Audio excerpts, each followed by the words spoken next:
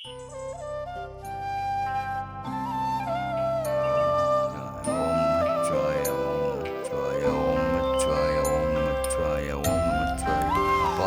முருகா ஈஸ்வரா.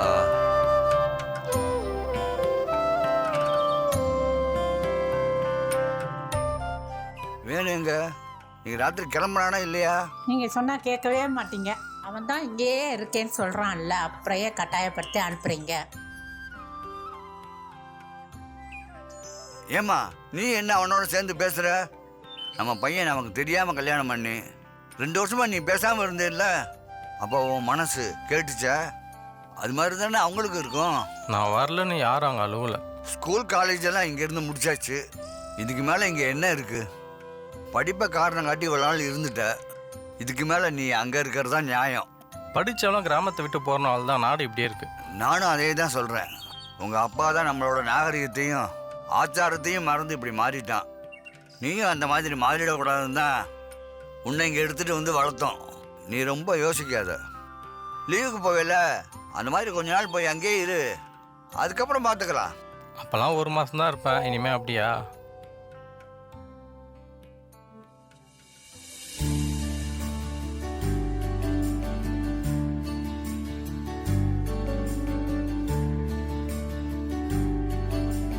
Good morning Venu.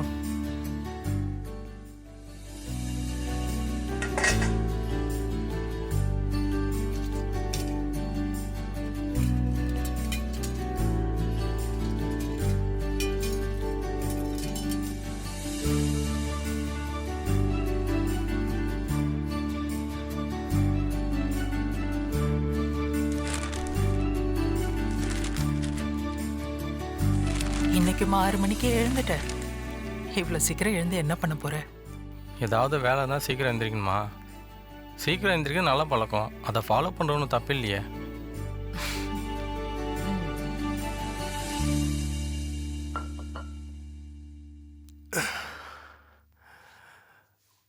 What next வேணு? எம்எஸ்ஸா ஜாபா? படித்த வரைக்கும் போதும். அப்புறம் இங்கே இருந்தெல்லாம் ஜாபுக்கு போகிற மாதிரி ஐடியா இல்லை. லுக், படித்த உடனே வேலைக்கு போகணுங்கிற எந்த கட்டாயமும் இல்லை. நீ லைஃப்பை நல்லா என்ஜாய் பண்ணு. உனக்கு எப்படி இருக்கணும்னு தோணுதோ அப்படி இரு. You are right. அப்புறம் சுந்தர், உங்களோட டிஸ்கோஸ் ஈவெண்ட் இன்னைக்கு தானே? எஸ். என்ன டிஸ்கோஸ்? About equality. Venu, if you are interested you can join him. That's unnecessary to me. You carry on. வேணு, வேணு, அப்பாக்கு ஏதோ அவசரமான வேலை இருக்குன்னு சொல்லிட்டு காலையிலே கிளம்பி போயிட்டாரு. நானும் என் ஃப்ரெண்ட்ஸ் கூட ரிசார்ட் போறேன். நைட்டு வர லேட் ஆகும், சரியா? உனக்கு என்ன சாப்பிட்றதுக்கு வேணுமோ வேலைக்காரமா கிட்ட கேளு, செஞ்சு கொடுப்பாங்க. ஓகே?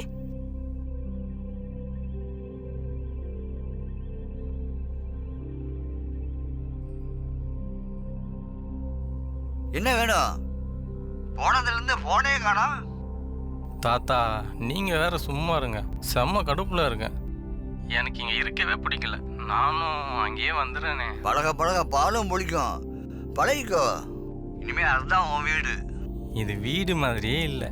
இந்த அம்மா என்னடானா எந்த வேலையும் செய்யாம ஊர் சுற்றிக்கிட்டே இருக்கு. உங்கள் பையன் என்னடானா சரியான பொண்டாட்டி தாசனா இருக்கு. அதுதான் தெரிஞ்ச விஷயமாச்சு. உங்கள் முன்னாடி பாட்டி எதிர கூட உட்கார மாட்டாங்க. ஆனால் எங்கள் அம்மா என்னடானா அப்பா முன்னாடி கால் மேலே கால் போட்டு தான் உட்கார்றா, பேர் சொல்லி தான் கூப்பிடுறா. இவர் என்னடானா அம்மாவுக்கு ஓடி ஓடி போய் வேலை செய்கிறாரு. இதையெல்லாம் பார்க்கும்போது எனக்கு கோபம் தான் வருது. இதெல்லாம் அவங்களோட பொடியான நாகரிகம் வேணும். இதில் நாம் என்ன சொல்ல? இது எல்லாத்துக்கும் மேலே என் அம்மா இந்த வயசில் அவங்க பண்ணிக்கிற மேக்கப்பும் ட்ரெஸ்ஸும் இருக்கே, பார்க்க எனக்கே அருவருப்பாக இருக்கு. நீ இதையே நினச்சிட்டு இருந்தேன்னா அவங்கள விட்டு தூரமாக போயிட்டே இருப்ப. அவங்க எப்படி இருந்தாலும் நீ எப்படி இருக்கணும்னு தெரியும்ல. இது எல்லாம் பார்த்துக்கிட்டு எப்படி சும்மா இருக்க முடியும்? நீ வீட்லயே இருந்தா இப்படிதான் இருக்கும். வெளியே எங்கேயாவது போயிட்டு வா.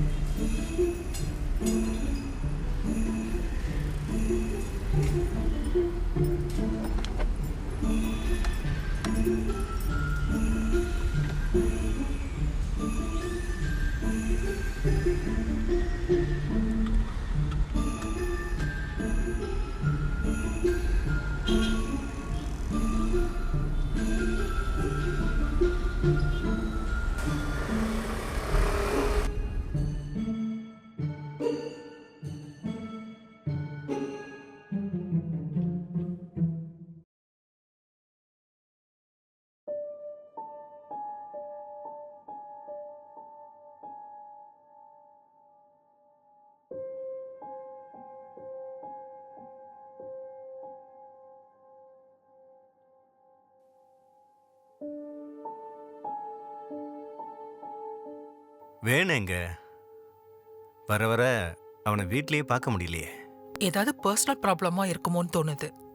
அது மட்டும் இல்ல, நீங்க வீட்ல இருக்கிற வரைக்கும் ரூமை விட்டு வெளில வர்றதே இல்ல. Oh, whatever. இதெல்லாம் பத்தி நீ அவங்ககிட்ட கேட்டுட்டு இருக்காத. ம். It will make him uncomfortable.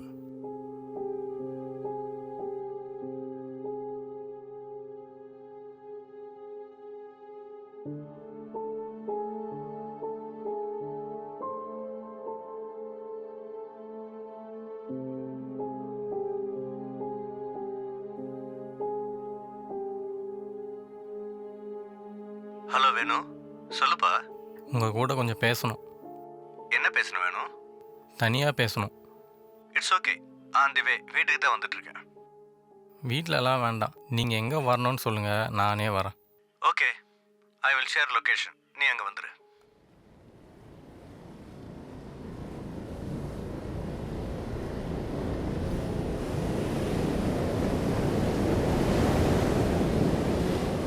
நீங்கள் இப்படிப்பட்ட ஆளாக இருப்பீங்கன்னு நான் நினச்சி கூட பார்க்கல. You reached your adolescence and you can from your opinion. Of course, நான் ஒன்றும் சின்ன குழந்தை இல்லை. ஐ ஆம் an adult. But your opinions all are subjective. நீங்கள் அந்த லேடி கூட சினிமாவுக்கு போனதுலேருந்து உங்களை ஃபாலோ பண்ணிக்கிட்டு தான் இருக்கேன். உங்கள் வயசுக்கும் ஸ்டேட்டஸ்க்கும் பண்ணுற விஷயமா இது?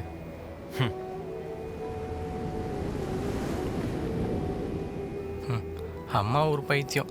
இவ்வளோ நாள் அவங்கள இப்படி தான் ஏமாத்திட்டு இருந்திருக்கீங்க போல. Hey, please. தயவு செஞ்சு உங்க அம்மா அதில் இழுக்காத. நீ என்னை பத்தி எவ்வளவு கேவலமா நினைச்சாலும் பரவாயில்ல.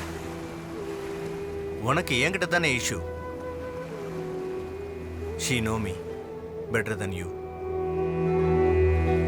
நாங்க கடைசி வரைக்கும் நல்ல அண்டர்ஸ்டாண்டிங்காக தான் இருப்போம்.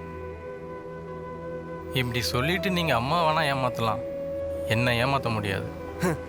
உன்னை ஏமாற்ற வேண்டிய அவசியமே எனக்கு இல்லையே. ஏமாற்றிக்கிட்டு தானே இருக்கீங்க.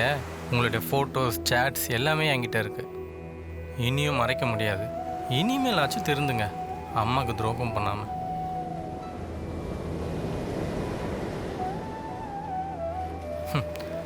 லவ் பண்ணி தானே கல்யாணம் பண்ணிட்டீங்க. இதுதான் உங்கள் லவ்வா? சரி, அதெல்லாம் இருக்கட்டும். What is the problem in it for you? நல்ல குடும்பத்தில் பிறந்து ப்ரொஃபஸராக இருந்துக்கிட்டு இப்படி பண்ணுறது உங்கள் ஸ்டேட்டஸ்க்கு கேவலமாக இல்லை? இதை பற்றி நான் கவலைப்படுறது தப்புன்னு சொல்ல வரீங்களா, இல்லை எனக்கு சம்மந்தமே இல்லைன்னு சொல்ல வரீங்களா? Adolescence is not just a number. It's a wisdom.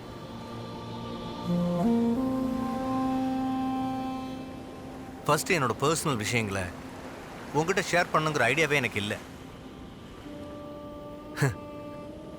என்னோட ஸ்டேட்டஸை பற்றி கவலைப்படுறதா சொன்னேன். ஐ அப்ரிசியேட் தட். என்னோட ஸ்டேட்டஸை காப்பாற்றிக்க ஒன்றை விட எனக்கு அக்கறை அதிகமாக இருக்கு. அப்படி ஏதாவது ப்ராப்ளம் வந்துச்சுனாலும் நான் அதை ஃபேஸ் பண்ணிக்கிறேன். You don't have to worry about that. எனக்கு ஏன் கவலை நான் கேட்குறீங்க? நான் உங்கள் ஒய்ஃபோட சன். நீங்கள் அவங்களுக்கு துரோகம் பண்ணுறீங்க. அதை பார்த்துட்டு என்னால் சும்மா இருக்க முடியாது. உங்கள் அம்மா உங்ககிட்ட சொன்னாலா? இல்லை. அப்புறம் எதுக்கு தேவையில்லாமல் எங்கள் பர்சனல் லைஃப்பில் இன்டர்ஃபியர் ஆகிற? I am your son. It's my responsibility. No, it's not your responsibility. அதை பற்றி கேட்குறதுக்கு உனக்கு உரிமையும் இல்லை. எனக்கு இந்த விஷயம் ரொம்ப அவமானமாக இருக்குது. நீங்கள் ஏன் இப்படிலாம் நடந்துக்கணும்? I respect your feelings. என்னை பற்றி தப்பான பார்வை இருந்தா அதை நீ உன் மனசுலேயே வச்சுக்க. காலப்போக்கில் எது சரி எது தப்பு, எது எந்த அளவுக்கு சரி எது எந்த அளவுக்கு தப்புன்னு உனக்கே போக போக புரியும்.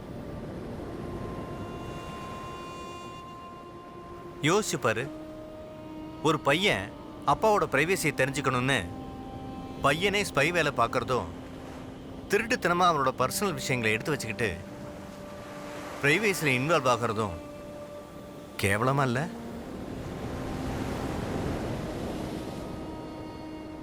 இதுவே நான் உன் இடத்துல இருந்திருந்தா லைஃப் ஃபுல்லாக வைக்கப்பட்டிருப்பேன் இதை நினச்சி. பட் நீ செஞ்ச காரியத்தெல்லாம் ஒரு அப்பாவா மன்னிச்சு விடுறேன்.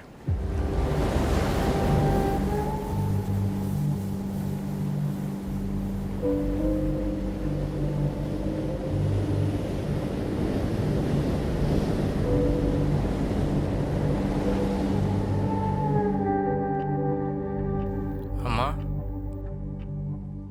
ஏதாவது டிஸ்டர்ப் பண்ணிட்டேனா? நோ ப்ராப்ளம், அதெல்லாம் ஒன்றும் இல்லை. வா, வந்து உட்காரு.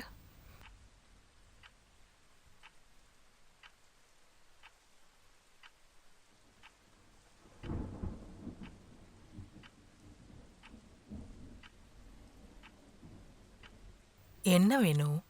இங்க உனக்கு ரொம்ப போர் அடிக்குதா? அப்படியெல்லாம் ஒன்றும் இல்லை. எனக்கு இந்த லைஃப் ஸ்டைல் பிடிக்கல. என்ன இருந்தாலும் நான் வில்லேஜ் தானே. நீங்கள்லாம் அல்ட்ரா நாகரிகமாக வாழ்கிற வாழ்க்கை எனக்கு செட் ஆகலை. உன் ப்ராப்ளம் என்னன்னு என்னால் புரிஞ்சுக்க முடியல வேணும். எப்பயும் போல தானே லைஃப் நல்லா போயிட்டுருக்கு. இதில் என்ன அல்ட்ரா நாகரிகம்? எனக்கு புரியல. உன் மனசில் இருக்கிறத ஓப்பனாக பேச வேணும். எனக்கு ஏன்டா இங்கே வந்தோம்னு இருக்குது. யார் வீட்டில் இருக்க மாதிரி தானே ஃபீல் ஆகுது. உங்களுடைய லைஃப் ஸ்டைல், ரிலேஷன்ஷிப், பாசம், இது எல்லாமே சினிமாட்டிக்காக இருக்குது. நீங்கள் ஒரு ஃபேக்கான லைஃப்பில் இருக்கீங்க. ஸோ நான் தாத்தா வீட்டுக்கே திரும்பி போயிடலான் இருக்கேன். இது ஒரு பிரச்சனையா? I understand. உன் தாத்தா வீட்டு லைஃப் ஸ்டைலுக்கும் நம்ம வீட்டு லைஃப் ஸ்டைலுக்கும் நிறைய வித்தியாசம் இருக்குது. பட் நியாயமாக உன் ஏஜுக்கு அந்த ஓல்ட் ஸ்கூல் லைஃப் ஸ்டைல் தானே போர் அடிக்கணும். இருந்தாலும் இது தானே உன் வீடு. உனக்கு பிடிச்ச மாதிரி இருக்க வேண்டியதானே. உனக்கான ஃப்ரீடம் எப்பவும் இருக்கு. உனக்கு ஒரு 6 வயசு இருக்கிறப்போ உங்கள் தாத்தா பாட்டி இங்கே வந்துட்டு கிளம்பும்போது அவங்க கூட தான் போவேன்னு நீ அடம் பிடிச்ச. நாங்களும் உன் விருப்பத்துக்கு சரின்னு சொன்னோம். அப்புறம் கொஞ்ச நாள் கழித்து அங்கே தான் படிக்க போகிறேன்னு சொன்னேன். அதுக்கும் நாங்கள் சரின்னு சொன்னோம். அதுதான் உன்னோட ஃப்ரீடம். இப்போவும் நீ போகணுன்னா தாராளமாக போகலாம். உன்னை யாரும் தடுக்க போகிறதில்ல. எங்களுக்கு வருத்தமாக தான் இருக்கும். ஆனால் நீ போகிறதுக்கான ரீசன் வேற என்னமோ இருக்குது. சரிதானே? ஆமாம், எனக்கு அப்பாவோட பிஹேவியர் பிடிக்கல. என்னால் உங்களுக்கும் அப்பாவுக்கும் ஏதாவது ப்ராப்ளம் வந்துருமோன்னு தான் இவ்வளோ நாள் இதை பற்றி உங்ககிட்ட பேசாமலே இருந்தேன். அவர் உங்களை ஏமாற்றிட்டு இருக்காருமா. இது எனக்கு தெரிஞ்சவங்க கிட்ட சொல்லாமல் மறைச்சி வச்சா அதுக்கு நானும் ஹெல்ப் பண்ணுற மாதிரி தானே. அதனால தான் எனக்கு இங்கே இருக்கவே பிடிக்கல. முடிஞ்சால் நீங்கள் திருத்துங்க. இது உங்களோட விஷயம். நான் போகிறேன். நீ ஏதோ உன் வாழ்க்கை சம்பந்தப்பட்ட பிரச்சனையை பற்றி பேசுவேன்னு பார்த்தா உங்கள் அப்பா சம்பந்தப்பட்ட பிரச்சனையா இது?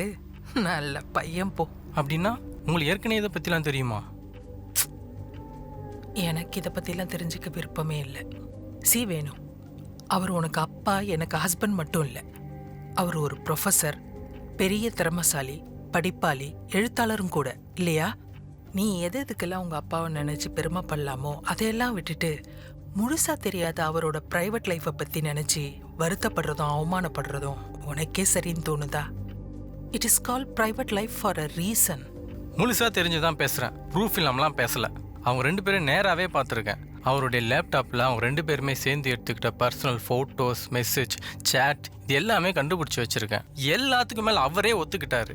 வேணு, இட்ஸ் ஷேம் ஆன் யூ. உனக்கு வெக்கமா இல்லை? இப்போ இருக்க மீடியாக்காரங்களும் யூடியூப்காரங்களும் ஒருத்தரோட பெருமை திறமையெல்லாம் விட்டுட்டு அவங்களோட பர்சனல் மேட்டர், ப்ரைவேட் லைஃப்பை பற்றி பேசுறதும் எழுதுறதையுமே பொழப்பா வச்சுட்டு திரியிறாங்க. அவங்களுக்கு உனக்கு என்ன வித்தியாசம் இருக்கு? இவர் என் அப்பா. So what? உன்னை நினைச்சா எனக்கு வருத்தமா இருக்கு. அவர் உங்களுக்கு துரோகம் பண்றாரு தெரிஞ்சும் எப்படி சும்மா இருக்க முடியும்? It is my problem. எங்க பிரைவசியில தலையிட உனக்கு என்ன உரிமை இருக்கு? இன்னைய வரைக்கும் அமைதியாவும் சந்தோஷமாவும் தான் எங்க வாழ்க்கை போயிட்டு இருக்கு. கடைசி வரைக்கும் அப்படித்தான் இருப்போம். எங்க சந்தோஷத்துக்கு எடுக்கிற எந்த விஷயத்தை பத்தியும் எனக்கு கவலை இல்லை. ஆமா, அவருக்கு அஃபேர் இருக்குதான், எனக்கும் தெரியும். எனக்கும் வருத்தமா தான் இருக்கு. அதனால என்ன?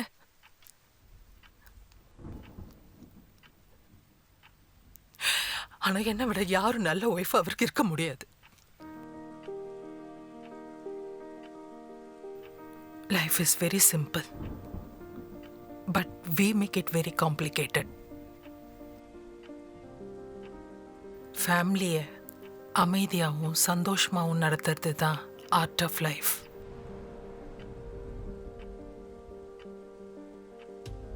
பொறுமையும் சகிப்புத்தன்மையும் இல்லைன்னா அன்பு காதலுக்கெல்லாம் அர்த்தமே இல்லை. ஏன் பொசசிவ்னஸ்க்காகவும் ஏன் கைப்பிடிக்கல அவர் இருக்கணுங்கிறதுக்காகவும் அவரோட சந்தோஷத்தையும் கௌரவத்தையும் கெடுக்கிற சுயநலக்காரியா இருக்கிறது எவ்வளோ கேவலமானது. I don't get it. அப்போது இதை பற்றிலாம் பேச எனக்கு உரிமை இல்லைன்னு சொல்கிறீங்களா? உரிமை இருக்கு இல்லைங்கிறது பிரச்சனை இல்லை. அதனால என்ன பலன்னு யோசிக்கணும். ஒருத்தரை மதிக்கிறோம், லவ் பண்றோம்னா என்னன்னு தெரியுமா? அவங்களோட பர்சனல் பிரைவேட் மேட்டர்ல தலையிடாம இருக்கிறது. அதே போல அவங்க வீக்னஸ் தெரிஞ்சும் மற்ற குணங்களுக்காக அவங்கள அப்படியே ஏத்துக்கணும். நீங்கள் அப்படி பண்ணால் அப்பா சும்மா இருப்பாரா? இந்த வாட் அபவுட்டிசம் ஆர்கியூமெண்ட்டுக்கு வேணா இன்ட்ரெஸ்டிங்காக இருக்கலாம், but it's a primitive thought. ஒரு பிரயோஜனமும் இல்லை. இருந்தாலும் நீ கேட்கறதுக்காக நான் ஆன்சர் பண்ணுறேன். எனக்கு எல்லா ரைட்ஸும் லிபர்ட்டியும் இருக்கு. அதுக்காக நானும் அவரை மாதிரி இருக்கணும்னு அவசியம் இல்லை. ஒரு குடும்பத்தில் இருக்க ஒவ்வொருத்தருக்கும் தனிப்பட்ட வாழ்க்கை இருக்கு. You should respect that. யார் மேலே நமக்கு அன்பும் மதிப்பும் இருக்கோ அந்த அளவுக்கு அவங்களோட அந்தரங்கத்தை புனிதமாக நினச்சி மதிக்கணும். இதுக்கு மேலேயும் உங்கள் அப்பா கிட்ட இதை பற்றி பேசி அவரை சங்கடப்படுத்தாத ப்ளீஸ்.